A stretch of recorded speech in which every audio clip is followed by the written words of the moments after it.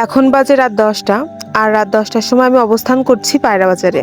তো রাত 10টার পর পায়রা বাজারের যে চিত্রটা সেটা আপনাদের একটু দেখাই। খুবই নিরিবিলি এবং শান্ত পরিবেশ।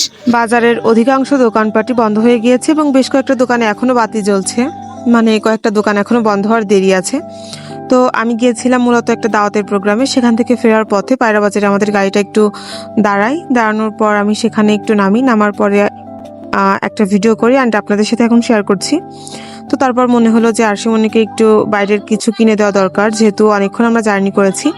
তো আরশিমণি একটু বোরিং ফিল করছিল, সেজন্য ওকে রিল্যাক্স করার জন্য গাড়ি থেকে নামিয়ে একটু হাঁটাহাঁটি করছিলাম। তো ভাবলাম আরেকটা দোকানে যেয়ে ওকে একটু কিছু খাবার কিনে দেই। তো সেজন্য এই যে আমি যাচ্ছিলাম, যাওয়ার পথে ছোট্ট ভিডিওটা করেছি। তো যারা পায়রা বা পায়রার আশপাশ এলাকার লোকজন আছেন তারা কিন্তু পায়রা বাজার সম্পর্কে অবশ্যই আগে থেকে অবগত, এবং তারা হয়তো বা ভিডিওটা দেখেই বুঝতে পেরেছেন। তো কে কে কোন জায়গা থেকে ভিডিওটা দেখছেন অবশ্যই জানাবেন এই ভিডিওর কমেন্টে। ধন্যবাদ।